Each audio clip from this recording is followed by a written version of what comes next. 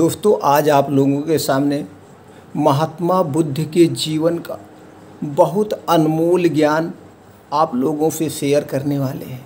आज की कहानी में, आज के हम चैप्टर में, आज के वीडियो में ये जानेंगे कि बुढ़ापा क्यों जल्दी आता है, बुढ़ापा आने के 8 प्रमुख कारण और निवारण, एक उपाय, सिर्फ एक उपाय करके इस बुढ़ापे को आप रोक सकते हैं।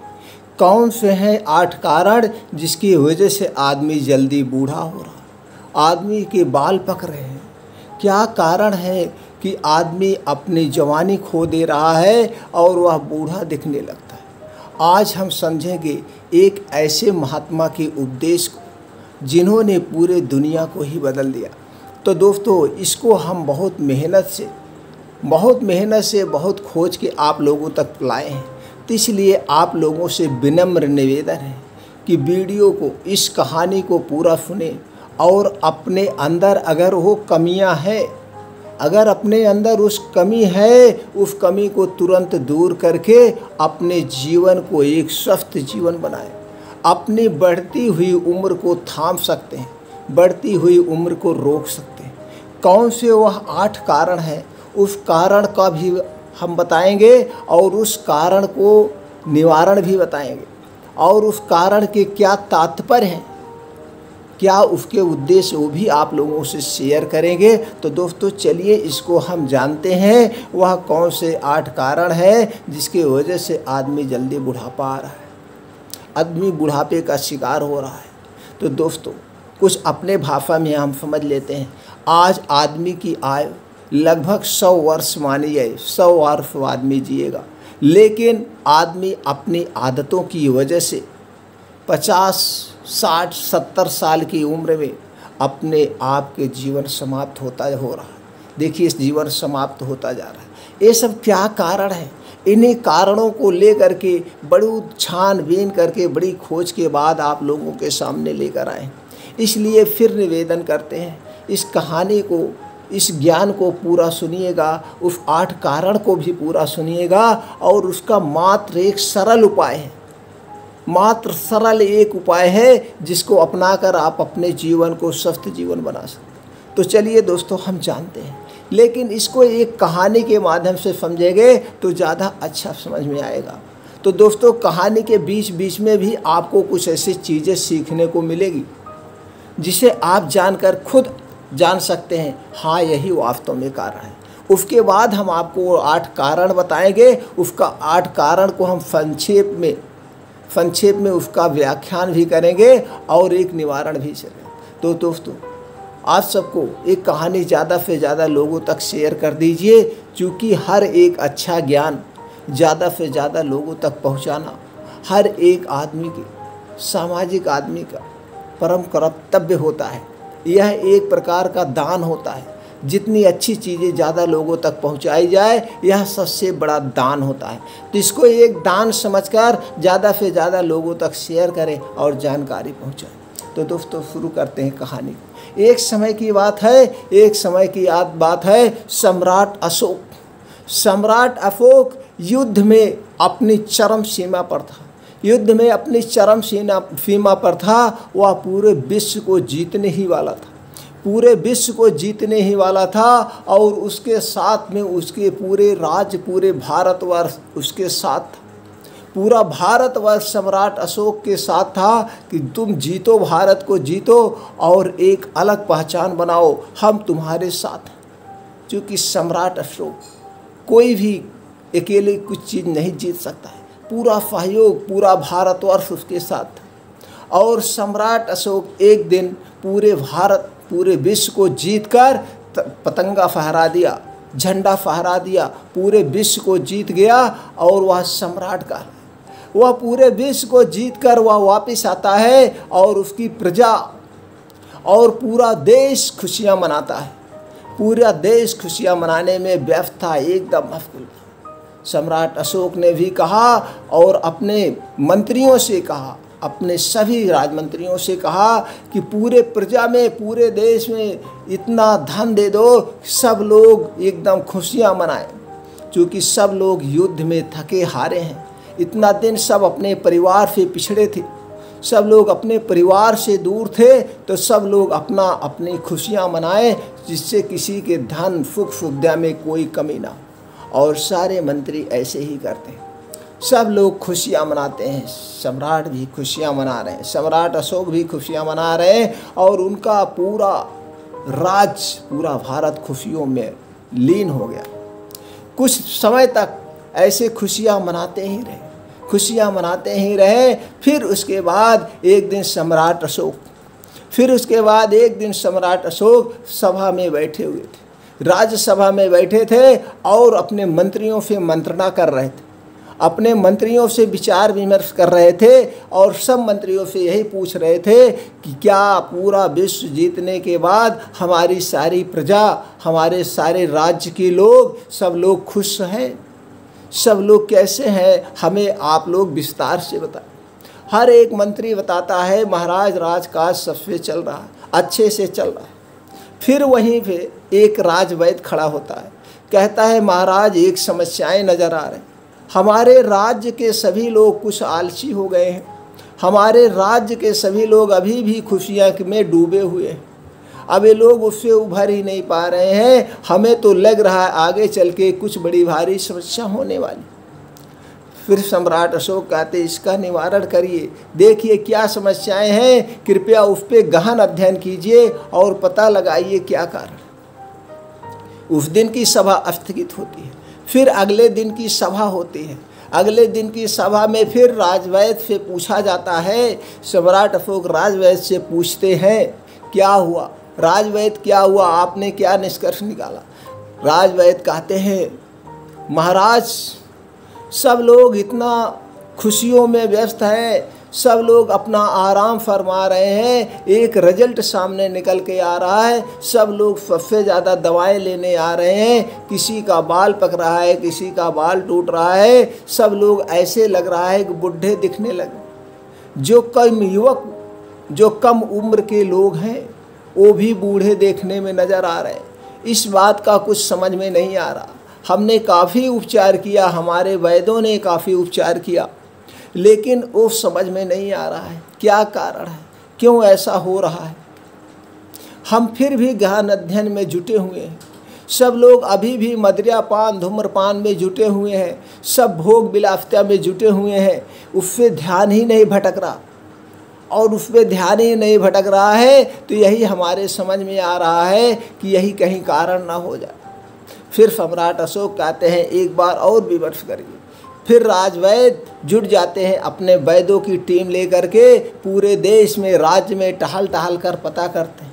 फिर पता करने के बाद आगे दिन की सभा में रिपोर्ट प्रस्तुत की जाती है कि सब लोगों का कुछ निवारण समझ में नहीं आ रहा है, सब लोग को समझाने के बाद भी नहीं समझ पा रहे हैं। लेकिन आज जो रिपोर्ट आई है, इस रिपोर्ट में यही है कि सब अपने परेशानी से ग्रसित हो रहे हैं। अब उनको एहसास हो रहा है कि हम क्यों बूढ़े होते जा रहे हैं, अब हमारी शक्ति क्यों क्षीण होती जा रही है, कम उम्र में हम क्यों बूढ़े होते जा रहे हैं।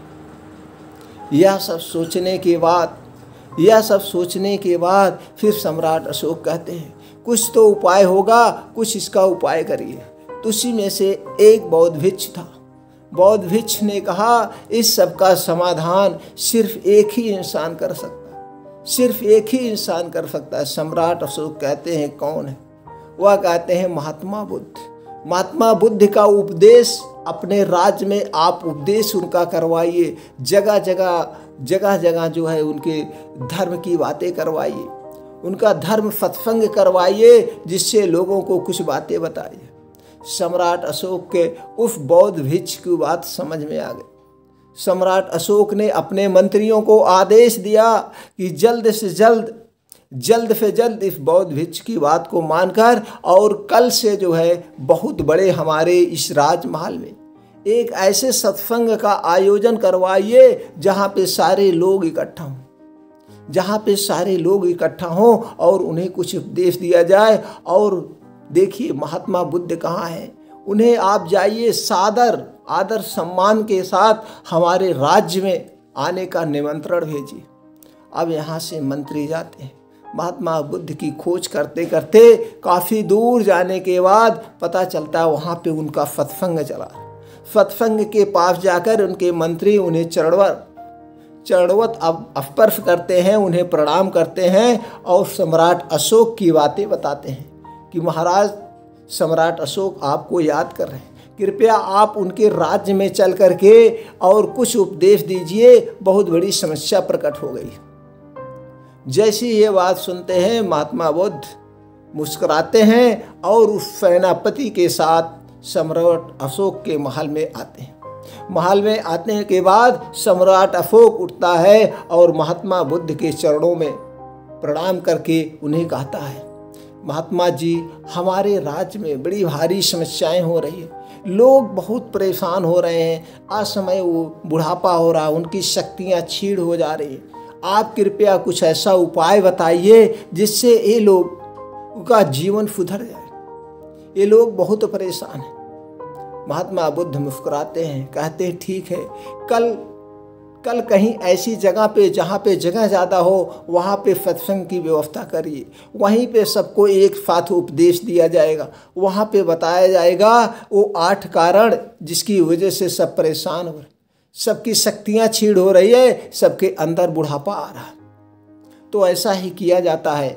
अगले दिन जो है बहुत बड़ी सभा का आयोजन किया जाता है, बहुत बड़ी सभा का आयोजन किया जाता है। उसमें महात्मा बुद्ध अपने बौद्ध भिक्षुओं के साथ उपस्थित होते हैं, सम्राट अशोक उपस्थित होते हैं और उनके राज्य के सभी लोग इकट्ठा होते हैं।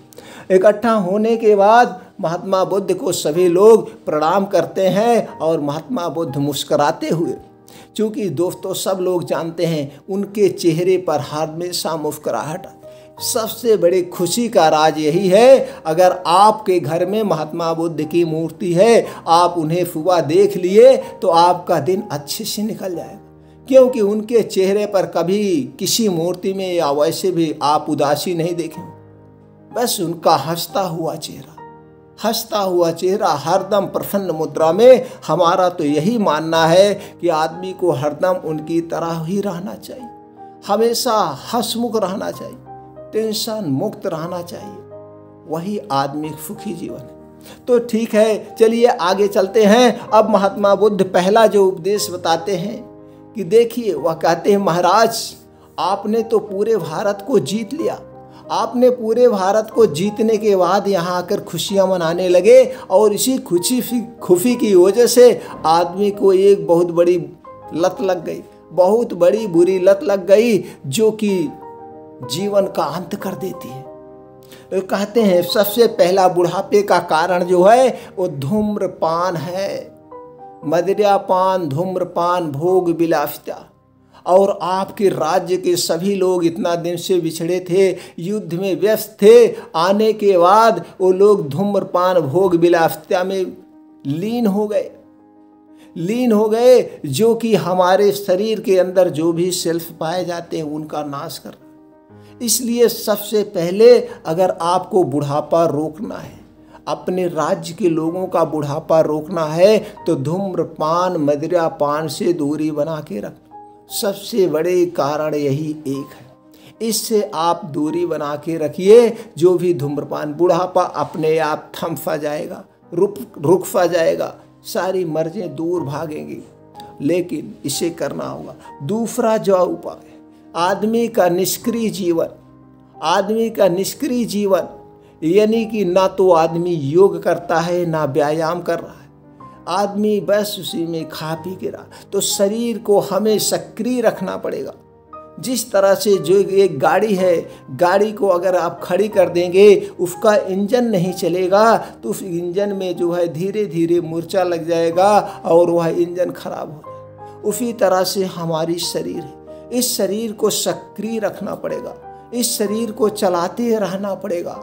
इसके लिए आदमी को आधे घंटे पौना घंटे सुबह योगा करना होगा, कुछ व्यायाम करना होगा, अपने आप को सक्रिय बनाने के लिए। ये भी एक बहुत बड़ा फैक्ट है, बहुत बड़ा कारण है। अगला जो कारण है चिंता व तनाव। सबसे ज़्यादा आदमी की चिंता व तनाव सबसे बड़े मृत्यु का कारण है, सबसे बड़े बुढ़ापे का कारण है। आदमी को चिंता खा जाती है, कहा गया।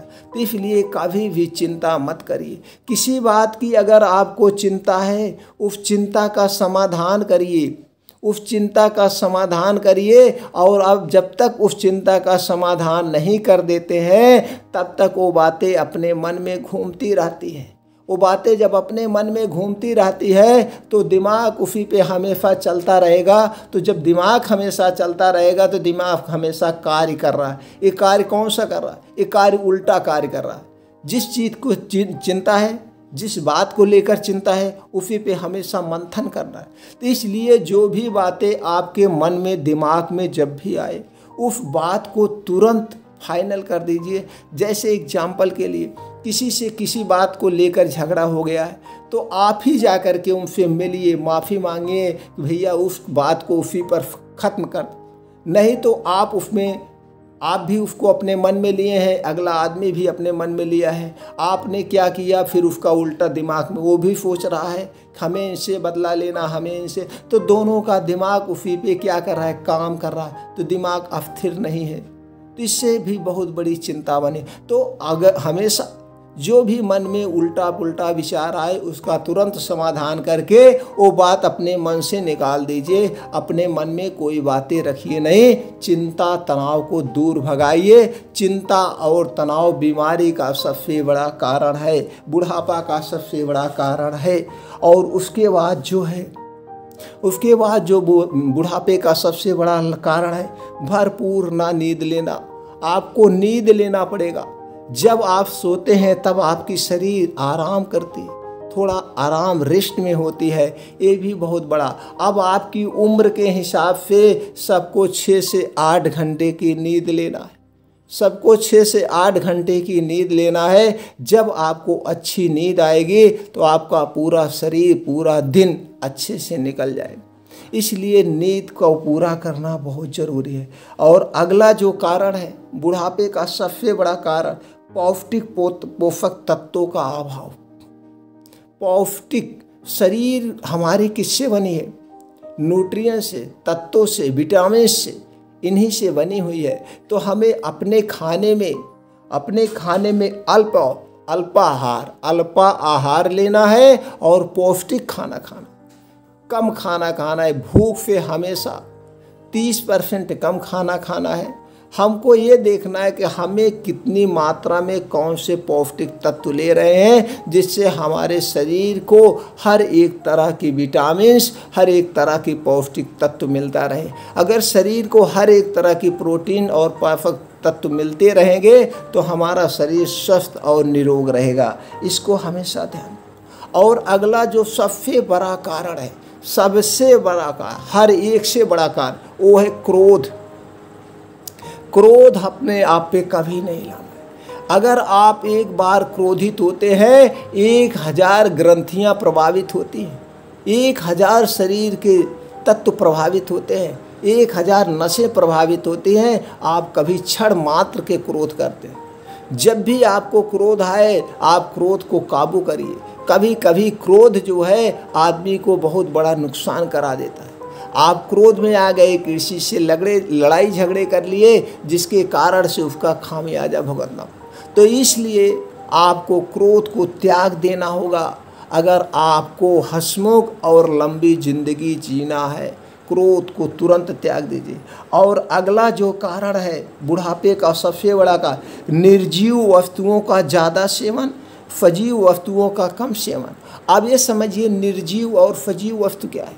निर्जीव वस्तु जिसमें कोई जान ना हो, जिसे जंक फूड, फास्ट फूड कहते हैं, जो बाजार में बनी हुई डिब्बा बंद चीज़ें, ये सब निर्जीव चीज़। इसका आप अल्पा मात्रा में सेवन करिए। इसका त्याग दे दीजिए, इसे छोड़ दीजिए। तली भुनी चीज़ें सब आती हैं, इससे आप दूरी बना लीजिए। इसको आप जितने खाएंगे उतने आपका लीवर, पेट खराब होगा, शरीर के हर एक पार्ट को ये प्रभावित कर देगा। इसलिए इस चीज़ को आपको ध्यान छोड़ देना, इससे दूरी बना लेना है। आपको सजीव वस्तुएं लेना है। अब सजीव वस्तुएं में क्या आती है? अब सजीव वस्तुएं में जैसे कच्चे फल, हरी सब्जियाँ, पत्तेदार सब्जियां, जो भी आपके सीजन वाइज फल फ्रूट हों, उसका अधिक मात्रा में सेवन करिए। अगर आप उसका अधिक मात्रा में सेवन करेंगे तो आपका लीवर डिटॉक्स हो जाएगा, आपका लीवर की सफाई होती रहेगी। इसलिए अपने खाने की वस्तुओं, खाने के भोजन में 80% सजीव वस्तुओं को सेवन करिए। सजीव वस्तुओं को, कच्चे खाने की आदत पकड़ाइए।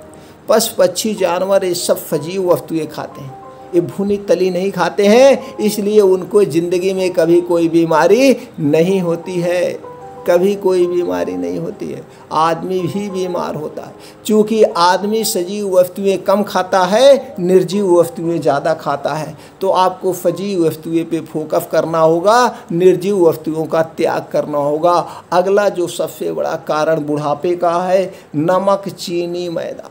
आपको नमक, चीनी यानी जितनी भी सफ़ेद वस्तुएं हैं, जितनी भी सफ़ेद वस्तुएं हैं, ये हमारे स्वास्थ्य के लिए हानिकारक है, हमारे स्वास्थ्य के लिए हानिकारक है। आपको इनका त्याग करना पड़ेगा, आपको इनका त्याग करना पड़ेगा, इनसे दूरी बना के रखना। आप अपने भोजन में कम मात्रा में नमक लीजिए, चीनी का तो बिल्कुल त्याग कर दीजिए। आप गुड़ खाइए, राब खाइए, जो शुद्ध नेचुरल होती है। आप गुड़ खाएंगे उसके बहुत सारे फ़ायदे हैं, लेकिन आप चीनी खाएंगे तो उसको बहुत सारे नुकसान हैं। जितने ज़्यादा उसके नुकसान है, उससे ज़्यादा आपको गुड़ के फ़ायदे हैं। तो इसलिए आपको नमक, चीनी से दूरी बना के रखिए, ये है। और अगला जो कारण है वो है आपका जो है मैदा, भी आप हटा दीजिए। तो ये सारी चीज़ें अगर आप हटा देते हैं तो आपके बुढ़ापा आने के जो है चांसेज में 90% कमी आ जाएगी। आप एक हेल्थी जीवन जीने लगेंगे और जो आप लोगों का ये लाइफ स्टाइल है चेंज हो जाएगा और आप लोग फिर पहले की तरह हष्ट पुष्ट जवान दिखने लगेंगे। ये सारी 8 चीज़ें जो बताई गई, इसे अपने ज़िंदगी से तुरंत अभी निकाल दीजिए, तुरंत अभी निकाल दीजिए। सब लोगों ने खड़े होकर के भगवान महात्मा बुद्ध का अभिवादन किया और खुशी उनके चेहरे पे आने लगी, क्योंकि सब लंबी ज़िंदगी जीना चाहता है, सब जो है लंबी आयु जीना चाहता है, सब अपने आप को जवान दिखना चाहता है। सभी लोगों ने कहा महाराज अब एक चीज़ और बता दीजिए, महात्मा जी एक चीज़ और बता दीजिए, इसका निवारण क्या है, इसका निवारण क्या है। महात्मा जी ने कहा इसका कारण तो आप लोग त्याग दीजिए, इसका निवारण सिर्फ एक है। बुढ़ापे को भगाने का एक ही निवारण है, एक ही प्रक्रिया अपना लीजिए, आपके कभी बुढ़ापा आएगा नहीं। सब लोगों ने एक स्वर में कहा क्या महाराज। फिर भगवान महात्मा बुद्ध कहते हैं वर्तमान में जीना सीख लो, वर्तमान में जीना सीख लो, भूत भविष्य की चिंता खत्म करो। जो आदमी वर्तमान में जीता है, जो आदमी वर्तमान में जीता है, हम लोग ऋषि मुनि लोग वर्तमान में जीते हैं, ये कभी नहीं सोचते हैं आज हमने यहाँ पे उपदेश दे रहे हैं, हमको जो मिलेगा हम खा लेंगे, ये हम कल के लिए नहीं सोचते। हमको कल क्या खाना है, कल का कल है, आज में जियो। एक छोटा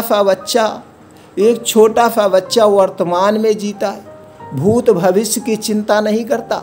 उसे ये नहीं पता है कि मेरी मम्मी मेरे पापा से झगड़ा होता है, उसे ये नहीं पता है कि मेरा पड़ोसी मेरे पापा का दुश्मन है, उसे ये नहीं पता है मेरे पापा कहाँ से दूध ला के देते हैं मुझे पीने के लिए। बस वो दूध पीता है, उसका पेट भर जाता है और वह प्रेम से खेलता है, सो जाता है। उसे जब फिर भूख लगती है तो रो करके अपने भूख का एहसास धराता है।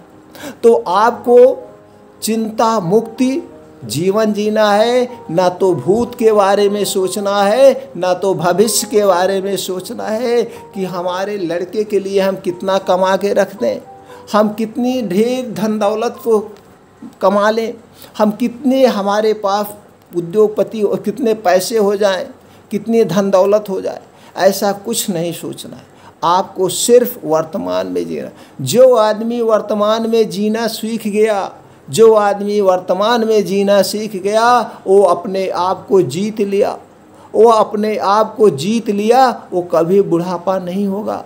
कभी उसे बूढ़ापा घेर ही नहीं सकता। वो अपने आप को हमेशा यंग हष्ट पुष्ट पाएगा। तो चूँकि जब आप भूत और भविष्य में उलझे रहेंगे तो आप तमाम चिंताओं से घिरे रहेंगे। जब आपको चिंताएं घेरे रहेंगी तो आप हमेशा दुखी रहेंगे। जब दुखी रहेंगे तो खुश नहीं रहेंगे। इसलिए अब नई बात एक सोच लेते हैं दोस्तों अपनी तरफ से। एक रिसर्च आया, रिसर्च में ये पता चला कि सबसे ज़्यादा हंसने वाला व्यक्ति हमेशा खुश ही रहता है। तो इसलिए वर्तमान में जीजिए, खुश रहिए, हंसमुख रहिए। ये सारे उपदेश सुनने के बाद सम्राट अशोक खुद अपने आप को प्रभावित होते। किसका मतलब हमने पूरे जीवन में कितना अन्याय किया, कितना सब कुछ किया। वो भी महात्मा बुद्ध के चरणों में जाकर उन्हें प्रणाम करते हैं और उनकी पूरी प्रजा महात्मा बुद्ध को प्रणाम करती है और कहती है कि ठीक है सारा हम इसको पालन करेंगे। महात्मा बुद्ध कहते हैं ठीक है, सभी लोग इसका अनुसरण करें, सभी लोग इसी रास्ते पर चले। ठीक 1 महीने के बाद मैं फिर इसी स्थान पर आऊँगा और सब लोग अपना बताना। 1 महीना गुजर गया। 1 महीने के बाद भगवान महात्मा बुद्ध फिर इसी स्थान पर आते हैं, फिर उसी स्थान पर आते हैं और सम्राट अशोक भी वहाँ उसी स्थान पर उनकी सारी प्रजा एकत्रित होती है। सारी प्रजा एकत्रित होती है। प्रजा को देख करके महात्मा बुद्ध फिर मुस्कुराते हैं और सारी प्रजाएं भगवान को कुछ पूछने के पहले सब लोग हाथ उठा के यही कहते हैं, भगवान आप ही के उपदेश से हम लोग स्वस्थ हो गए। हम लोग एकदम हष्ट पुष्ट और अपने आप को जवान महसूस कर रहे हैं। हम बिचल गए थे, हम फिर अपने रास्ते पर आ। सब लोग खुश होते हैं और सबको खुश दे करके भगवान बुद्ध मुस्कुराते हैं और सब लोग कहते हैं गुरुदेव हम आपको दक्षिणा देना चाहते हैं, हम आपको दान कुछ देना चाहते हैं। सम्राट अशोक भी दान देने के लिए आगे बढ़ते हैं। महात्मा बुद्ध हाथ उठाते हैं, हमें कोई दान नहीं चाहिए, हमें कोई धन दौलत नहीं चाहिए। अगर आप लोग हमें दान ही देना चाहते हो, दक्षिणा ही देना चाहते हो, तो जो आप लोगों ने सीखा है, जो आप लोगों ने अपने जीवन में सीखा है, इसी को ज़्यादा से ज़्यादा लोगों तक पहुँचाइए, सबको स्वस्थ बनाइए और इन बुरी आदतों से दूरी बनाइए। अगर ये बुरी आदत जिसको लत लग गई उसका घर परिवार नष्ट हो जाता है। यही सबसे बड़ा दक्षिणा है। जाओ पूरे भारत में छिटक जाओ, पूरे भारत में दूर दूर तक चले जाओ और सबको स्वस्थ और निरोगी बना दो, सबको स्वस्थ और निरोगी बना दो। इन 8 चीज़ों से सब लोग दूरी बना लें। जब इन 8 चीज़ों से सब लोग दूरी बनाएंगे तो सब स्वस्थ हो जाएंगे। दोस्तों सब लोगों ने ऐसा किया और सभा उसी दिन समाप्त हो गई। उस दिन से सब लोग उस राज्य के सही हो गए और सब लोग यही उपदेश जा जाकर दूसरे राज्य में देने लगे। तो दोस्तों आप लोगों से भी निवेदन है, ये वीडियो ज़्यादा से ज़्यादा लोगों तक शेयर कर दीजिए, ज़्यादा से ज़्यादा घरों तक पहुंचा दीजिए, जिससे हर एक घर से किसी के पास भी ये 8 तरह की बुराइयां हैं, किसी के अंदर ये 8 तरह की कमियां हैं, वो भी अपनी कमियों को दूर कर ले, जिससे उसका परिवार एक हंसता खेलता परिवार हो। दोस्तों सब लोग जानते हैं जिस घर में एक शराबी होता है पूरा घर बर्बाद हो जाता है, पूरा घर ही तबाह हो जाता है। इसलिए आप लोगों से एक बार हमारी भी निवेदन है, जैसे उन लोगों ने गुरु दक्षिणा दिया महात्मा बुद्ध को, इसलिए आप लोग भी कृपया हमारी तरफ से ये वीडियो ज़्यादा से ज़्यादा लोगों तक शेयर कर दीजिए। कुछ तो ज्ञान मिलेगा, कुछ तो सुनेंगे, कुछ भी तो वो अपने आप को सुधारेंगे अगर वो अपने आप को कुछ बनना चाहते हैं तो दोस्तों ज़्यादा से ज़्यादा लोगों तक शेयर करें। फिर मिलते हैं ऐसी ही और जानकारी के साथ अगले वीडियो में। तब तक आप अपने परिवार के साथ खुश रहिए।